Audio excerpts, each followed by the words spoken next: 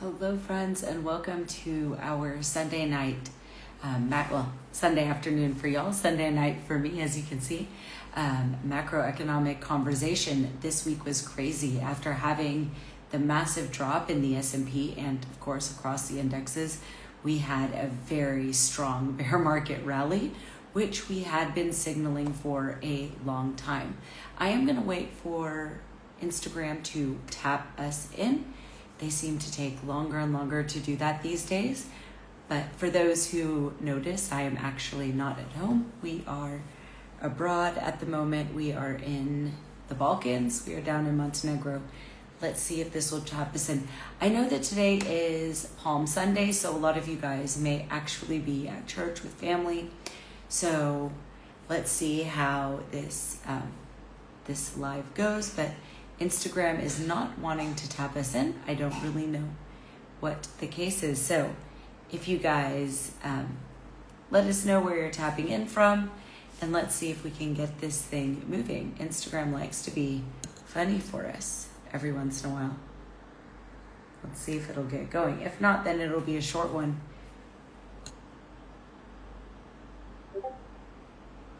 Hello, friends. All right, tell us where you're tapping in from. Instagram's taking a second to let us get going. Let's see how everyone is doing. All righty, friends. Hello. Let us know where you're tapping in from. So we have some stateside people. We sometimes have some people, hey, Charlotte. Oh, Charlotte is beautiful. What a nice place to be living.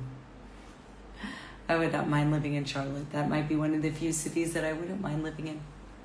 It's very nice. All right, well, I want to respect y'all's time, but let's give it a couple seconds, see if Instagram will get us going here. Instagram always likes to be complicated in the beginning. And so let's go, Instagram.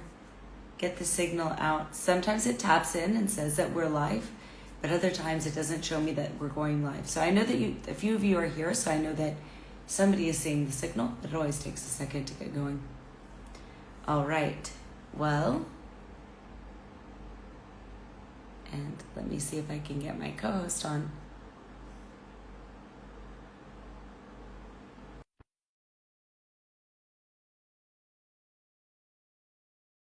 All right, so I think the big questions, oh, sorry that you're not feeling well.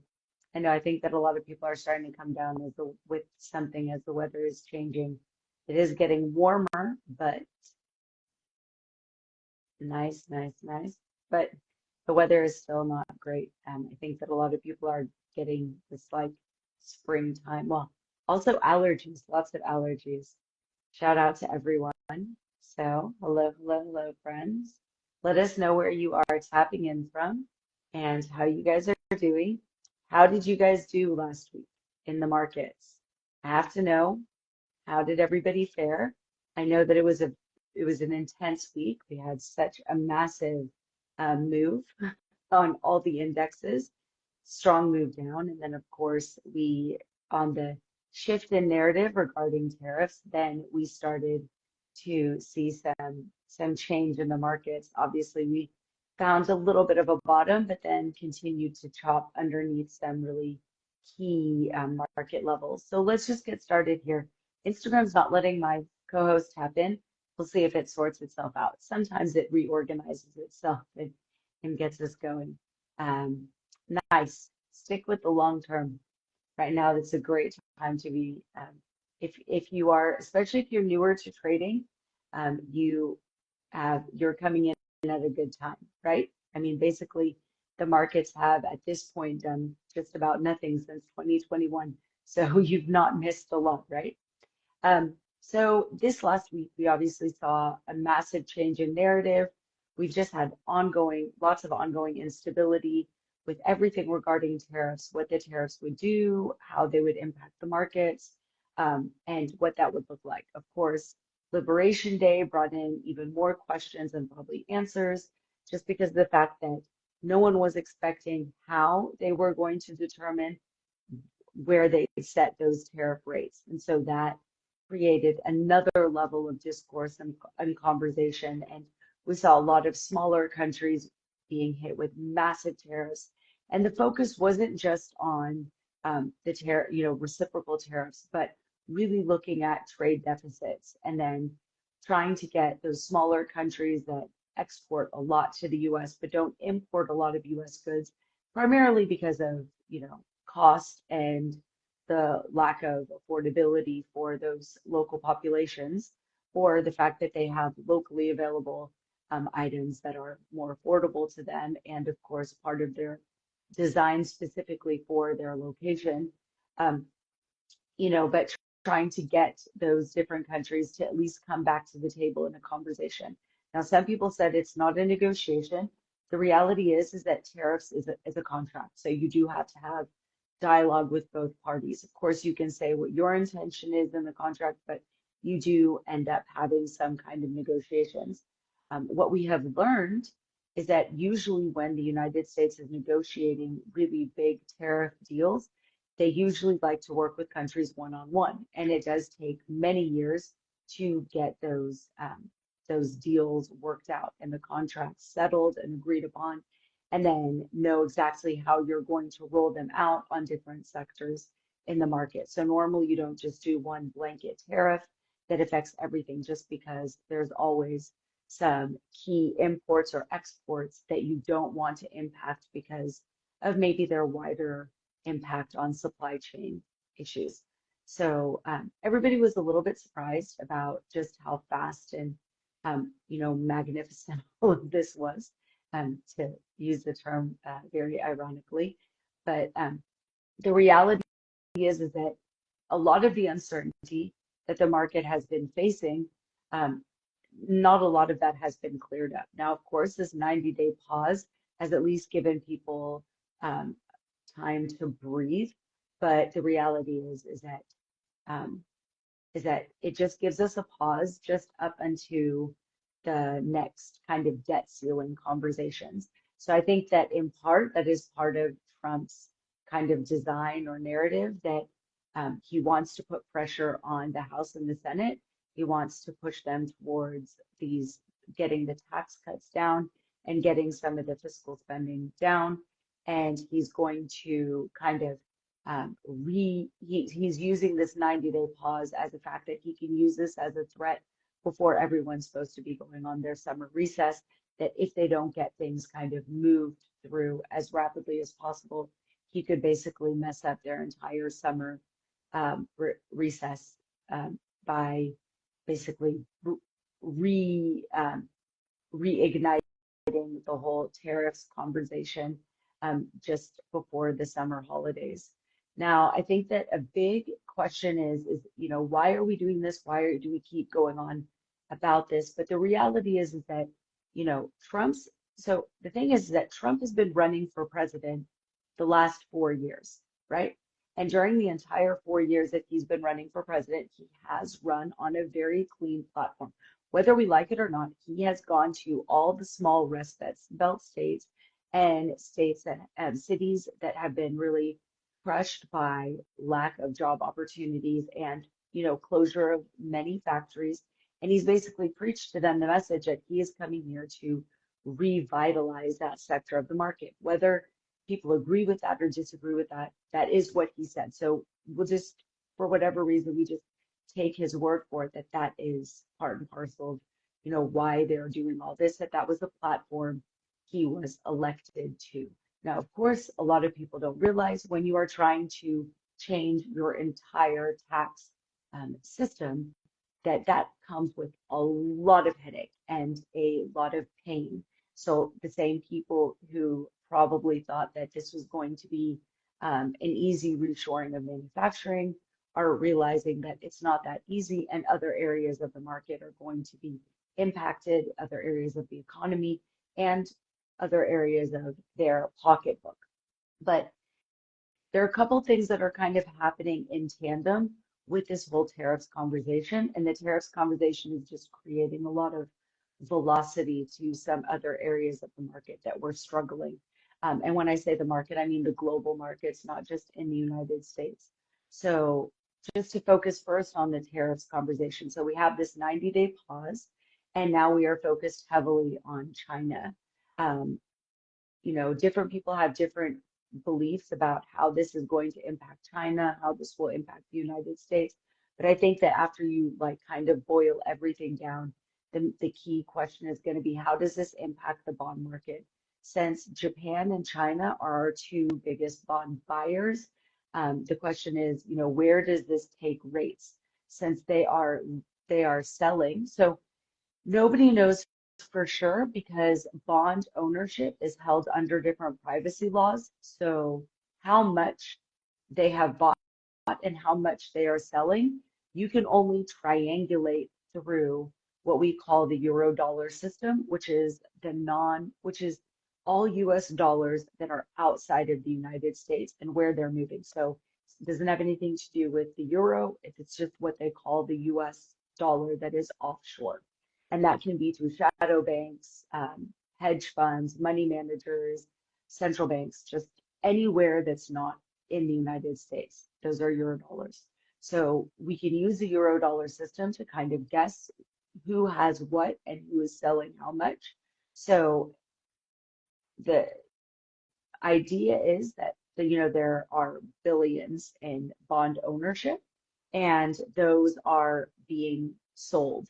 Now the reality is that China is probably not selling as many as everybody thinks because once they start dumping their bonds, it will be a massive impact. So we probably haven't felt the worst of it. And as I always tell you guys, pay attention to the 10, 20, and 30-year bond auction because those bond auctions have to be bursting with buyers. And when there aren't buyers, bond yields start to go up very, very fast. And as you've seen, bonds are acting almost like a cryptocurrency. The yields are just vertical, which is crazy because the US bond system is the most stable bond system, and it should not be having this kind of price fluctuations. Because essentially, if anybody suspects that there could be more upside activity, nobody's going to want to buy now until they can lock in at those higher rates. And the entire conversation that Besant and has been having with everyone, not just with Trump, is that we have to get we have to get the 10, 20, and 30-year bond yields down as fast as possible. Because essentially we have a lot of debt that we are going to be rolling off coming very soon. And that debt cannot be rolled from a 1% into 5+%. It'll just cripple the markets. We already can hardly afford the cost of maintaining our interest rate on bonds. So imagine if suddenly that shoots up, even if it's by very small increments, if that shoots up by 500% per annum. That's just a crazy amount in interest payments. Of course, they're trying to tackle that with Doge, and they're trying to tackle that with more tax cuts. We'll see how that all goes. Right now, we're kind of in this amorphous piece of time because first of all, we don't know if they can get the bond yields down, which is imperative. It is like at emergency level. Fed Chair Powell continues to be hawkish. He continues to talk about the 2% inflation rate and needing to get to that, and that they're moving towards that. The reality is that inflation is probably going to be stuck close to 3%, and that's probably a very healthy and normal rate for the way that things are just naturally getting more expensive. The fact that the CPI and PPI last week came in crushingly low is actually it's because of actually something else that we will talk about, which is the lack of liquidity of the US dollar. So the availability of US dollars is shrinking, and in part that's because a lot of central banks are hoarding them. And so this liquidity crisis can often cause commodities to crash. And that is paired by the fact that Donald Trump has been pressuring the OPEC countries to continue to increase supply in order to bring those costs down. Well, as you saw in this last CPI report, a lot of the data regarding goods inflation and oil and gas inflation just tanked astronomically. The reality is that those numbers usually don't stay down, especially for commodities, because there is a lot of volatility in oil and gas prices. So right now we're at like crashing rates in oil and gas. They can't stay that low just because it will have a massive ripple effect into the entire energy complex. So likely you'll see volatility and you'll see those kind of come back up to more natural, nat closer to the means instead of like way down low where they are. But the goods inflation that crushed, that is really just a reflection of people's fears relating to coming inflation and the coming tariffs, what the impact would look like. And of course, people starting to become more concerned about potentially losing their jobs. Now, the question is, does that rate continue to decelerate? And how long does it need to decelerate in order to get us to the 2% target of the Fed? Now, let's say that all of the pieces of the CPI and PPI stayed where they are right now at this lower bound. It will still take us 13 months in order to get out those higher inflation rates in order to get us down to that 2%. And that's the problem with trying to get something like an inflation percentage down, is that if you have in one of the back months a very high month, you almost have to wait an entire year for that data to get completely wiped out of the averages in order to actually see the data improve. So yes, if the numbers stay where they are, a year from now, we will see inflation back at 2%. But it means that, in fact, we will be living in a stagflationary environment, which will mean that inflation is actually moving towards negative, which has a very negative impact in your wider economy. It is a very clear sign that there is significant contraction. And if you're already near a recession, that can potentially be one of the canary in the coal mine signs that you are in a recession or you are quickly approaching one. So a lot of economists are arguing that, okay, it's great that we're moving towards this 2%, but what we have to do to the overall economy to stay down at these numbers for an entire 12 more months would be catastrophic for the wider economy. So, and that, as well as not knowing exactly how each piece of this tariff information will impact the markets, is again, you know, the reality is that the Fed has two mandates, and one of them is full employment. And you can't have full employment if you're moving towards a recession. Your unemployment numbers will start to spike. And the fact that we already know that Doge is very rapidly trying to push government employees into the private sector. And a lot of those numbers we haven't seen yet, or they're not calculated in the Challenger jobs report or non-farm payrolls or these kinds of like the jobs numbers that we normally look at. Federal employees aren't all we'll see are any contractors. So people that work like for Deloitte and some of those other companies, like contractors that come into the government, we will see them, but that's technically because they're part of the private sector and moving back into the private sector, even though their contract at the corporate level was to the US government. So technically they don't fall in as federal employees. So we will see those numbers, but actual federal employees, they fall under a completely different mandate because of the way their unemployment and their employment, their final employment payouts are made is unique to some of these other mechanisms. So all that to say, we have a lot going on. And so is this the bottom? So of this market crash? I think that the reality is that None of the red flags that were happening in monetary and fiscal data, none of that has changed. Trump's overall policies also haven't really changed. Um, if they're going to cut spending, that is deflationary. If they are going to cut jobs, that is deflationary. And it's going to shrink GDP because much of the GDP growth that we've had the last 3 years all came from government spending. So, um, so we have all of that. Then we have another issue. And actually one of the members in the Discord was asking, why do people keep talking about the importance of the SOFR rate?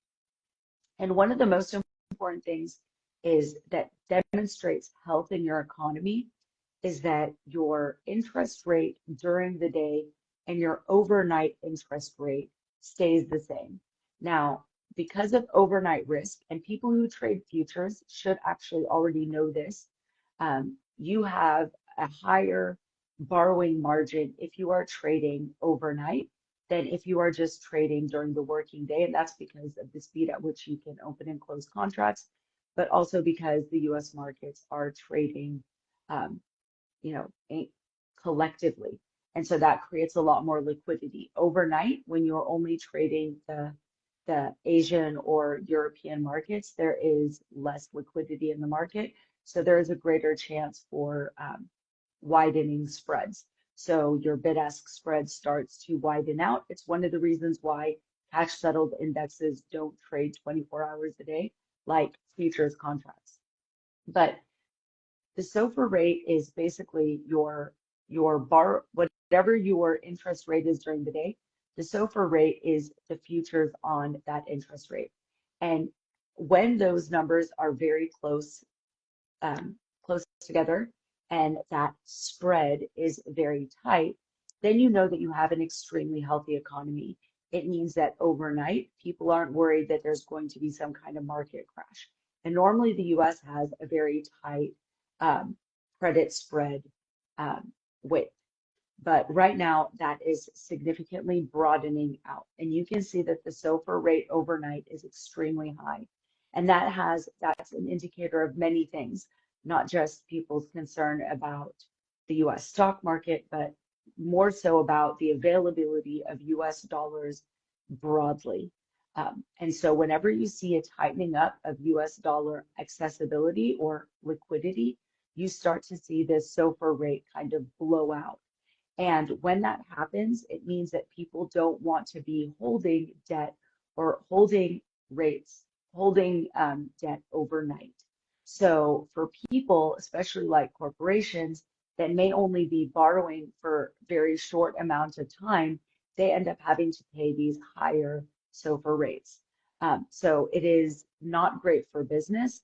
It's not great for just for overall markets because of the fact that you have this overnight risk when you are borrowing significant amounts of money. So all that to say, that hasn't changed. Those credit spreads are extremely wide and they have not started to tighten up. So normally in other kind of market crashes or just market drawdown, we would start to see if the problems are being resolved, like with the Japan carry trade that we saw back in August. You started to see those credit spreads start to tighten up quite quickly. And that was really a signal to the market that, okay, this was a momentary issue. It is getting sorted out. Margin calls have come in. They've organized how they're going to pay those back or restructure them or whatever it was that they were doing on for those that the Japanese that were holding US treasuries. They worked all of that out and quite quickly you saw the market make a very strong V-shaped recovery. And so the question is, are we going to do that here? And the problem is that that specific red flag has not subsided. It is still actually at its kind of peak red flag warning. The other thing that people can look at is, and I wrote it down because I always say the number, it's the for shares for okay for the S and all the stocks that are in the S&P 500. When you look at their price over their next 12-month earnings per share um, metric, usually you will see those down at 14. Right now, that is at 19. So, and previously that had been around 24. So right now we've had this 20% correction, and that took us from 24 to 19. But all of the durable bottoms, when we had V-shaped recoveries in any of the other financial crashes, so not like the COVID crash, but like 2008, 20, 2018, the Russia financial crisis, the Japan carry trade, not Japan carry, that was the Asian financial crisis, I should say. Then you started to see that ratio come down to 14. So right now, if it took 20% of a market drawdown to get us to 19, the question is then how much more of a market drawdown do you need to get to in order to see 14. So that's the big question that people have on their radar. So that's something that you should be looking for. Now, does this mean that we do not have a short-term bounce coming here? I think that like all bear markets, you get massive short squeezes, which we saw on Wednesday, and then we had that really strong rally. Part of that was also news-based, so we, didn't have to be surprised when Trump came out and said that they were going to be pausing for 90 days. But the reality is, after a 20% drawdown across indexes, you should expect to see some kind of rally in order just to even numbers out, or otherwise every hedge fund would blow out based on that size of a drawdown. So do I think that though that this is like the end of the conversation? Not at all. I think the reality is that we were already talking in the Discord about the fact that usually during the summer you get another.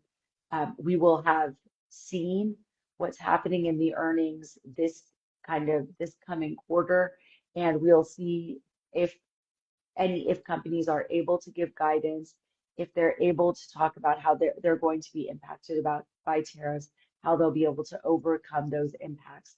So it could be that during this earnings season, as we already saw with the bank earnings, they were actually better than what people were expecting. Just because people were expecting all of the impact of tariffs to already have settled in, and that just hasn't happened yet. So at this point, the like earnings were still quite okay for banks, and so that gave a bit of a positive end to the week, and we could continue to see that week over week. Usually, you have a Easter rally, and in part that's because you have a shortened week, and so usually you end up getting a bit more compression in the buying, just because institutions that have to buy at specific levels will do that buying before they go into the long holiday of Easter, Passover, or whatever it is that they may be celebrating. So you may get here some kind of positive bounce into the long weekend. We don't have that much data coming out this week. Mostly we have some retail sales numbers, and then the Philly index report will come out. So we have some data, but I don't think any of it is probably as big of a deal as maybe something that Trump could say regarding the tariffs. I think the biggest thing we have to hear about this week is what is happening with bond yields. Bond yields have just had a massive move. 25% change in bond yields in like 2 weeks is massive. Usually you would expect that to take months to kind of play out. So we need to see what the Fed and what the Fed members really think about that, because the fact that we are now going to be rolling out the US debt into those numbers. So that could be a very key aspect of where they may be signaling a need for emergency cuts. But the fact that everything that Powell has said until now actually they seem to be just continuing on their hawkish conversation is strange. Now, I do think that the Senate and Powell have a good working relationship, just the way Yellen and Powell did. So what they're working on behind the scenes or how they're trying to even out all of this, that I can't speak to. I don't know for sure, but it would be crazy that they aren't working together. And it could be that they just know that they have there are a lot of aspects of economic change that need to be brought in, and they may not necessarily want to do it all at the same time. So whatever the conversation is between Powell and the Senate on this is, I don't know, but I know that they must be working together somehow. So he's not surprised by what's happening, obviously, with bond yields. And he knows that if they were to cut rates, that would help bring bond yields down. And they're not necessarily doing that um, right now. The good thing is that the fact that that inflation has finally broken so far down is that normally the 10-year yield should be 1.5% higher than inflation. So if inflation is down at 2.4%, it does mean that now there is a gap between the current 10-year yield and where this nominal rate should be. And that could help to bring the yields down. But of course, overall, having the Fed come in and do some kind of cut would be would be help those bond yields come down much faster. So um, let's see. I think the other thing we talk about often is the U.S. dollar and the Dixie and that needing to come down. Now, the Dixie isn't just the U.S. dollar. The Dixie is a reflection of the US dollar and the three currencies, like major currencies that it interacts with, that are usually seen as, okay, during different market crises, the three currencies should have a different kind of reaction to the US dollar. So actually, about 60% of the Dixie is the euro, and then it's like 57% is the euro and 6% is the yen, and then like 3 or 4% is the Swiss franc. And the reason is that during market crises, these three currencies have a unique relationship to the US dollar. And so when you want to see how currency stability is looking, then you want to see how these three currencies interact together. The fact that the Dixie is down at just below 100 is actually quite normal. That's not an abnormal place for it to be. It does not say anything about specifically the euro or the yen or the franc or the USD. But of course, they do need the US dollar against other currencies to weaken in order to allow third parties to want to buy US debt because of the fact that they want rates to come down. The only way to make those rates look attractive is to make their currencies much stronger than the US dollar, so that if at any time the US dollar were to strengthen against their currency, they would actually be making a greater return and not a weaker return, like what we saw with this Japan yen carry trade that happened in August. So we don't want to see that happen again. And the only way to make sure that doesn't happen, or not make sure, but to help make sure that it doesn't happen as rapidly, is that we allow the dollar to come down against other currencies. And that is happening, but that does then also have kind of it does have an impact on the whole tariffs conversation and how tariffs will impact the American consumer. Because if the US dollar is weakening and foreign currencies get stronger, it does mean that the cost of goods that you are importing is going to go up, not just because of the tariffs that you are having to compensate for, but because of the fact that the US dollar is stronger and it costs more just to buy those goods. Now, all of that in combination could incentivize the American consumer to buy more made in America products, which would incentivize more reshoring of products because manufacturers would see that actually the US consumer is willing or able to pay more for products that are made in the US. But that's a very long-term conversation. That is like 5 to 10 year conversation about reshoring.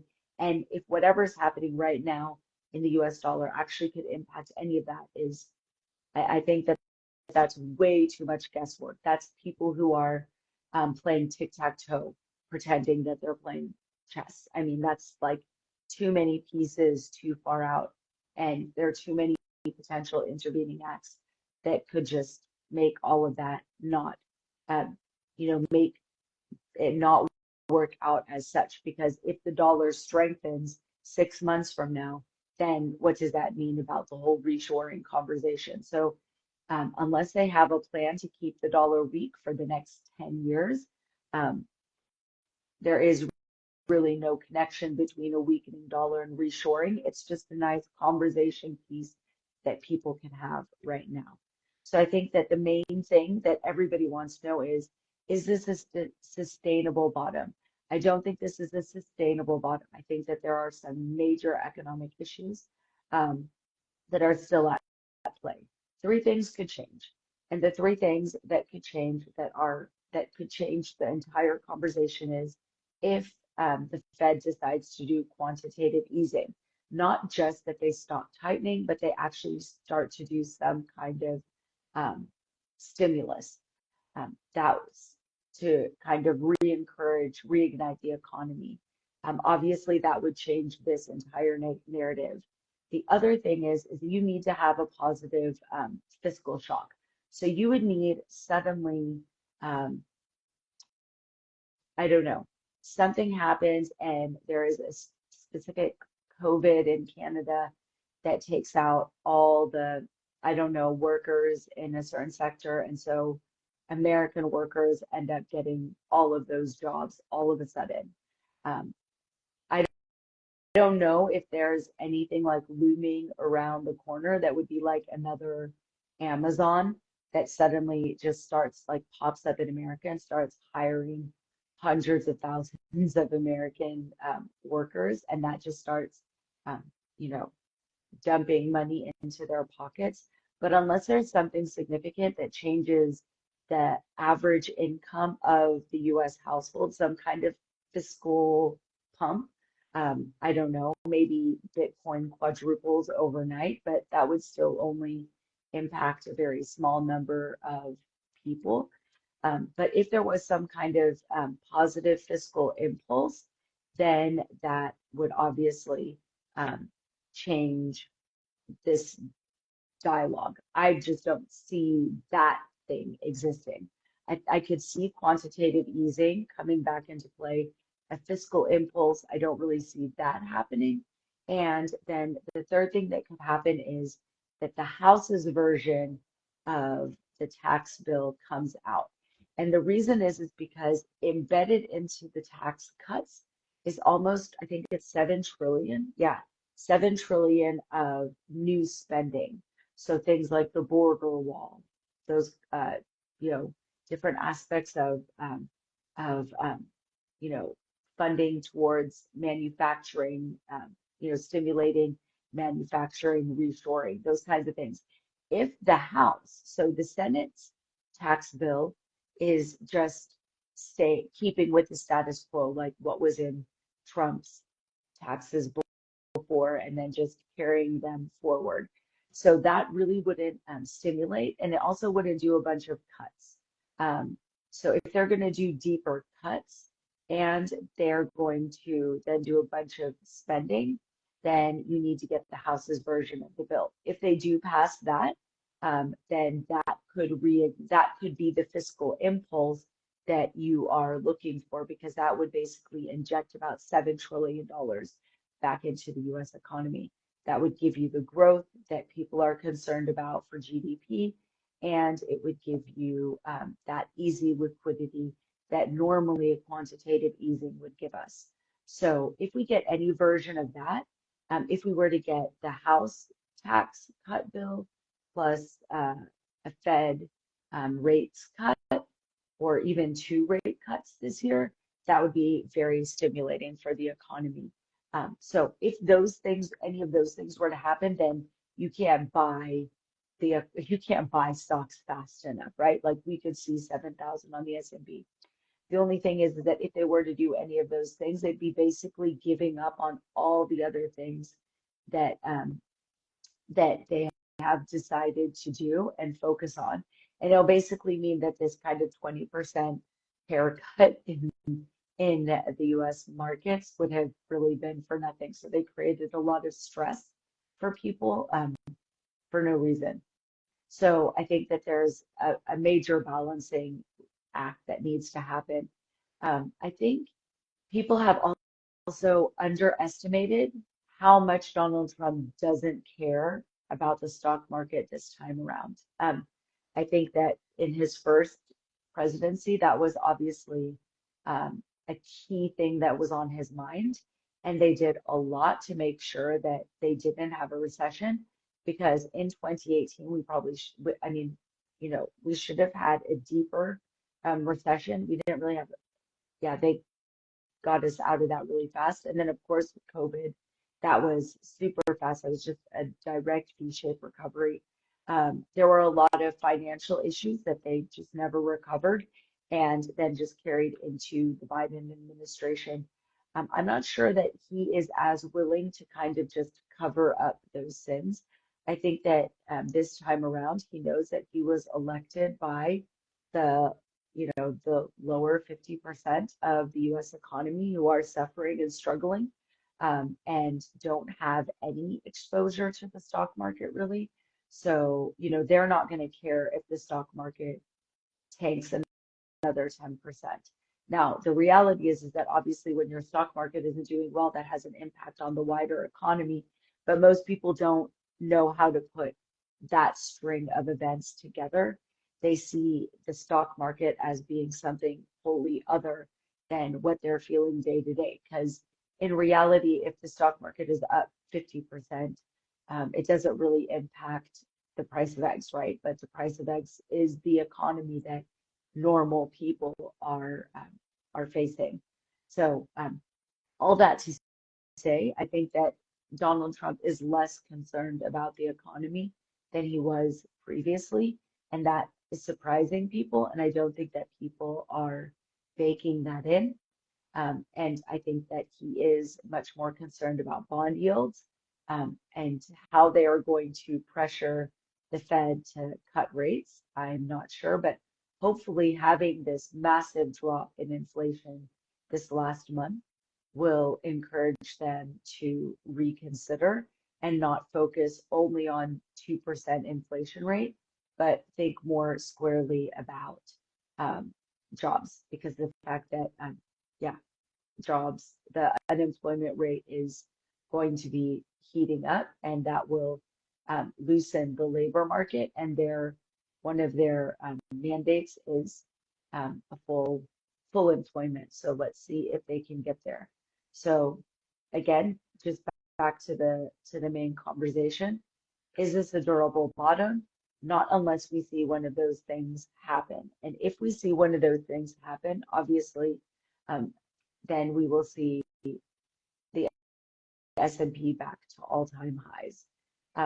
If they focus on fixing any of those fiscal or monetary issues and credit issues and deficit issues, then it is possible that come into the summer months, we see another 10% down from here.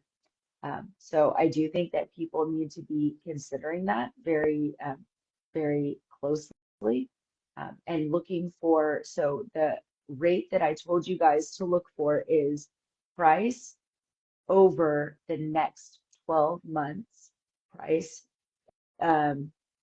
earnings per share metric. You can just Google that. And right now it is at 19. Before this pullback, it was at 24. And for most bottoms in markets, you see that at 14.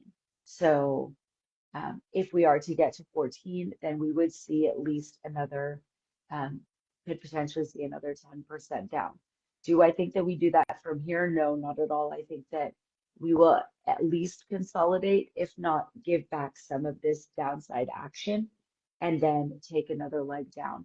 So I think really going back and studying 2022's price action is really will be important and can help you make good financial decisions day to day. Yeah, so that's really all for me. We do have a shortened week, so I do hope that you guys have a great Easter. I hope that you have a positive trading week this coming week. And if you have any questions, please let me know at the bottom. But other than that, that's like mostly the things that I thought were most important to be paying attention to. But I agree that a rate cut should be coming sooner than later.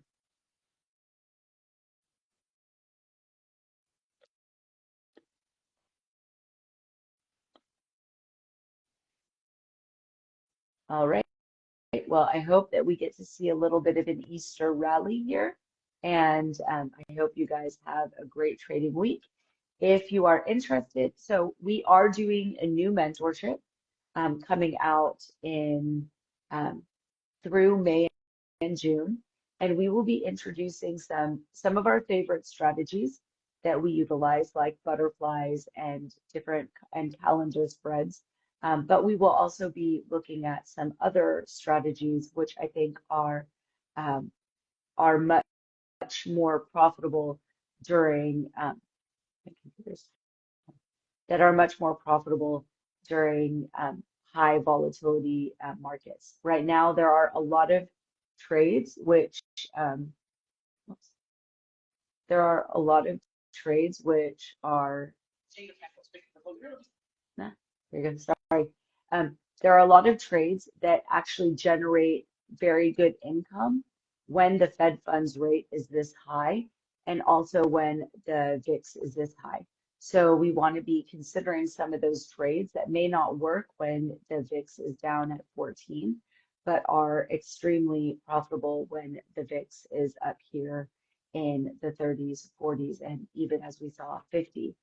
If that continues to persist, then you are going to want to have some of those strategies in your arsenal so that you can continue to trade through 2025 and into 2026.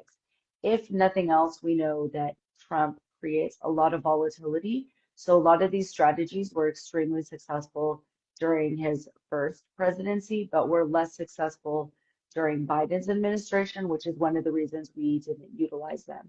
Things like long condors, collar trades, ratio spreads, short butterflies.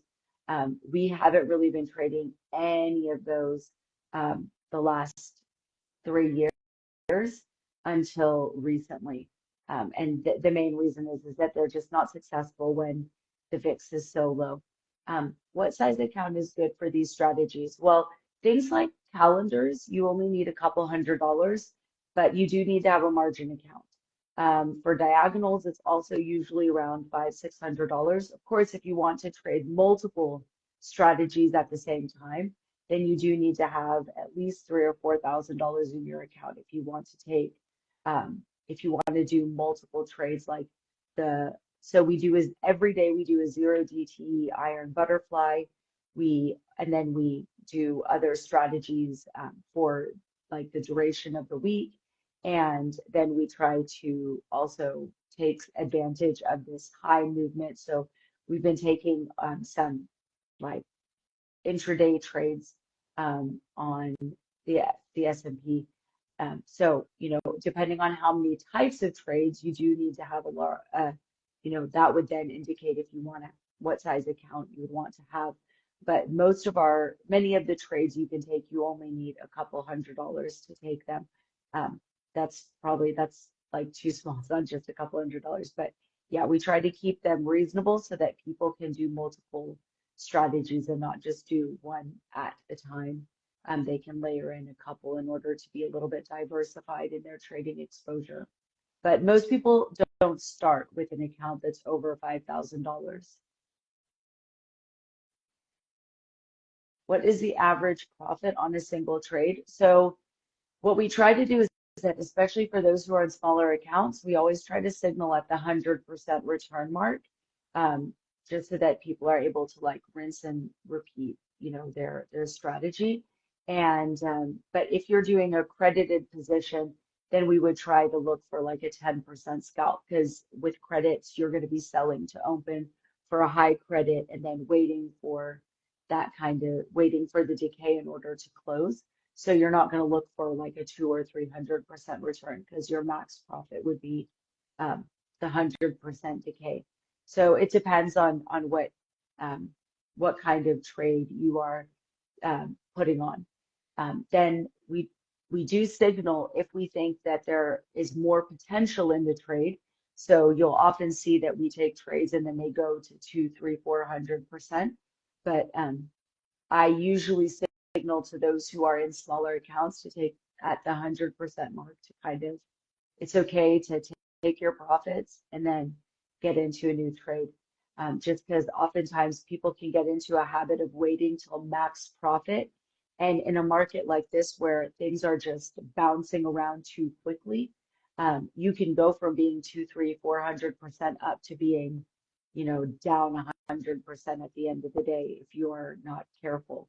So we have to accept that with this high volatility means that we're getting massive swings during the day. And a perfect example is like on Friday, we did a long put butterfly and that hit about almost 125%. And then I told people this might be just a good time to consider closing the trade. And not even 30 seconds later, that's when we made that strong recovery. And then we had an upside position that it was a sell position, so that decayed. And when that was at 10%, I suggested people consider closing. And if they didn't, then it was very difficult, because then again, we had another leg up and then we were kind of outside of our profit range. So you do want to be careful with this kind of market, kind of expecting those max profit returns, because that was that was quite reasonable to do that often during the Biden administration. But of course, the VIX was down at like 14. And so per day, your kind of range of movement was very, very, very small compared to now. So, yeah. And I can't say average profit dollar amount, because each trade, based on its risk reward and the cost of the underlying, changes how much you might have to invest in order to take the trade. So there are some trades that we have been taking, like back ratio spreads. And those are really for people who maybe are already larger account holders. So that would be for people that have like 50,000 or more in their account. But I do give a trade for people with smaller accounts. So don't think like because you can't take that trade that you can't do anything. Then I would recommend something like a broken wing butterfly, which then is a lot less cost intensive, but simulates the same um, return. Is there a certain level your account needs to be? So, to be honest, TOS has changed their levels. And so, for some of the trades, you do have to have a level 4. Before, you just needed to have level 3. And that was usually quite easy to access. Now they require for some trades a 4, which they didn't before. So, there have been a few changes in that area. Thank you for those questions. These are really great questions.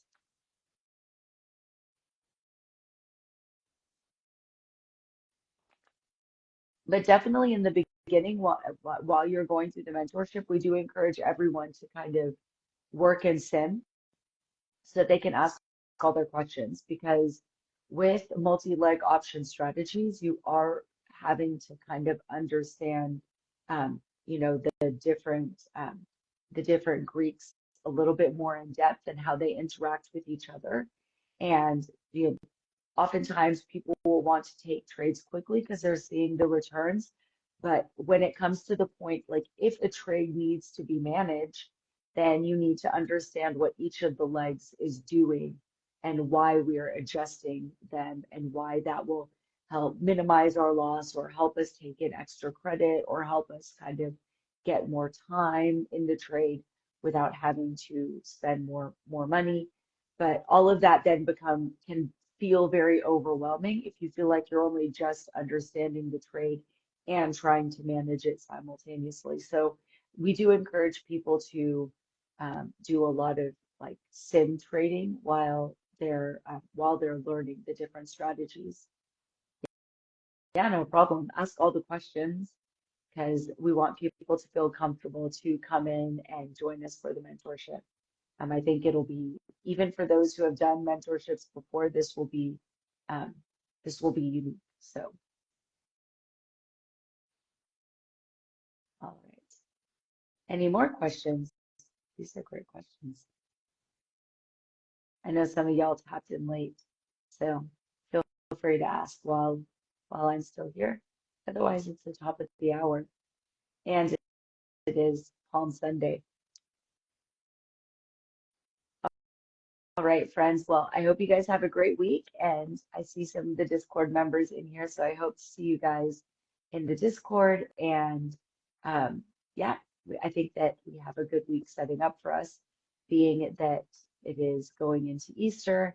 And usually having a 4-day week allows for a bit of consolidated positive activity. And most of the actions we'll see will be institutional levels, institutional buying more so than just retail work. So that should help give us a bit of some positive activity, I hope. And then I think everybody should be prepared that as summer comes around, that things in the market could dramatically shift. How long will the mentorship last? So when you join, you immediately get access to the Discord, so you can actually go through all the preliminary preliminary kind of videos to prep yourself. And then the mentorship itself is 8 weeks. So we go through 8 different strategies, and then you have another month after the mentorship to in the Discord, where then you still have access to all of us and can ask any follow-up questions you have, and then you have the ability to review any of the material we covered, as well as then you have access to the material, your mentorship material. You have lifetime access through the website after the mentorship is over. So you will get the Discord access through May, June, and July. And so then you have that period to go back and review any of our material. Plus, you get access to our charting masteries. A lot of people were a bit, let's say, skeptical because we don't talk that much about charting. We talk a lot more about gamma, since gamma is more where I focus and specialize. But I think that people have been quite surprised by the increase in their productivity with our charting classes.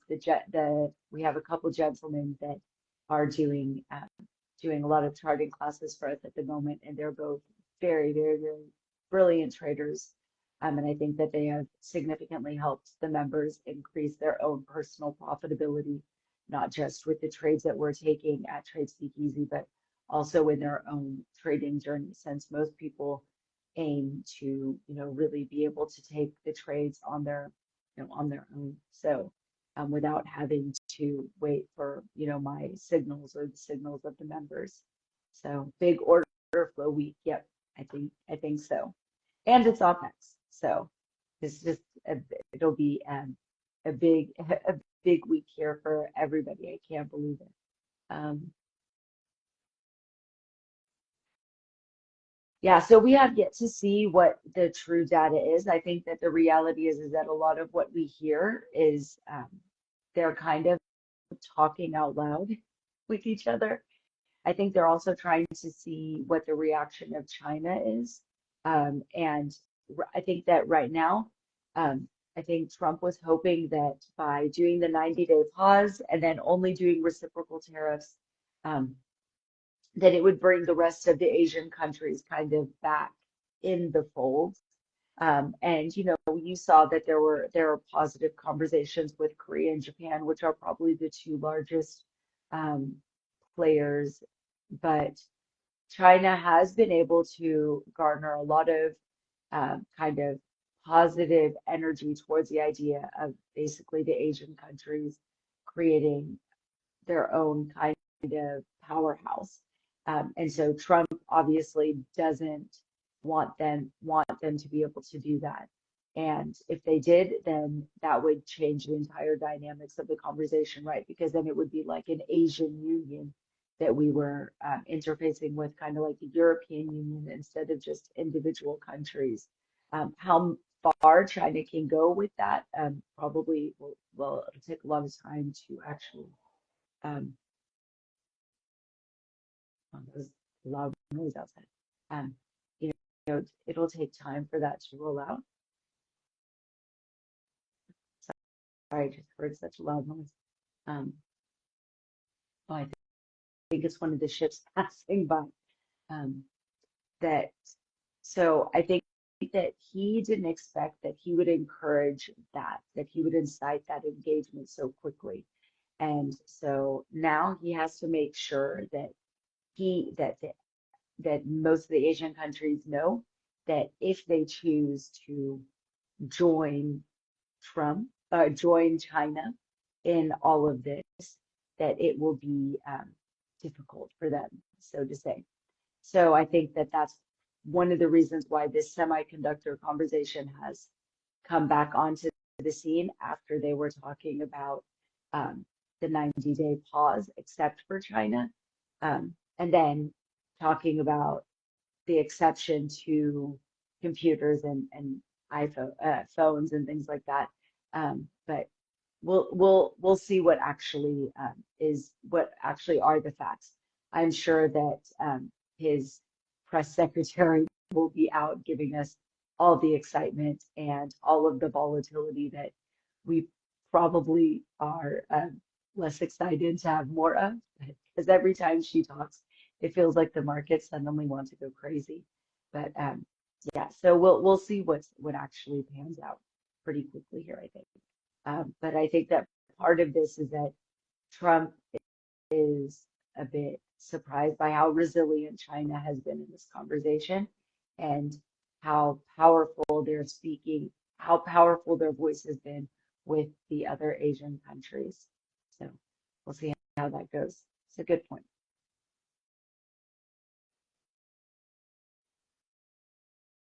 All right, friends. Well, it is top of the hour and it is Sunday, so it is a family day for you guys. Well, it's already nighttime for us, so my kids are already in bed. Okay. Is it difficult to go from level 3 to level 4 on Schwab? Um, so I don't think so. I think if you already have level 3, then moving up to level 4 is easy. If you, it's for people that like maybe have never had a margin account, then they're really making people take steps. And is the mentorship for beginners? So we have a lot of the preliminary material is to get you from like beginner stage to being able to like roll with the mentorship. The mentorship does, I mean, most of the people that do the mentorship are actually even beginners to options. Then I think if you've never traded options at all, the mentorship can feel like a lot, but then people just go back and review the material, and because they're in the Discord, they can interact with all of us at any point in time and be able to ask any questions. So eventually people get the strategies. It just takes different people a different amount of time depending on how much interaction they've already had with options coming into the mentorship.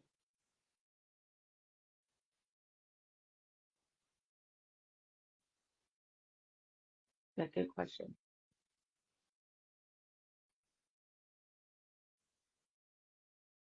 Mhm. Yeah, I think I'm excited about this mentorship because usually in the mentorships we go over some of the same material as the mentorships before, and it's good for the people that were maybe like brand new to options, and then they do the second one, they're like, oh yeah, now all of it kind of just like came together. But the fact this time we're going to be talking about new strategies that are specifically for this market, I think is going to be really helpful to like take people to the next level in their trading journey. But like anything, I think that trading is all about um, flexibility.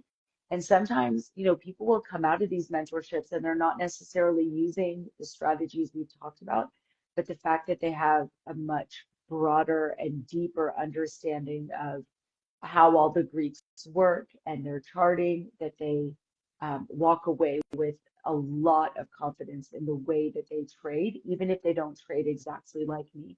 And it's funny because, I will put out a trade and then in our share wins section, people will have like 6 different variations of a very similar trade. And they'll be like, oh yeah, I based it off of your call out, but I saw this, or I thought this, or I preferred this, or I didn't, I needed something that cost less, so on and so forth. And so they'll take the trade in a slightly different manner and they'll still be successful, but it's because they actually understand what the point of the strategy is more than just knowing how to copy paste what I'm doing. And I have some members that are actually better at my trades than I am. And I'm like, how is this possible? But no, I love it. It just shows that different types of trades, um, strategies resonate with different people differently. So, yeah. All right, friends. Well, I hope you guys have a great week. And if you're not in the Discord, we'd love to see you in the Discord. You can join. The link is in bio, courses.tradespeakeasy.com. And if you're considering doing the mentorship, we would love to have you in the mentorship and to also see you then in the Discord as we go through those 8 weeks. The mentorship will start in May and it will go through May and June. And we will be covering 8 new strategies, which I think are primed for this this higher volatility market. So if that's something you're considering, let me know. And if you have any questions, we can help you make your decision. Um, yeah, it is. Yep, you can see. That's why the ships were passing by. I was like, what's that loud noise? But I think is one of the ships. So yeah, it is. It's already, it's 11 p.m. for us here. So, all right, friends, I hope you guys have a great day and a great week. Bye for now.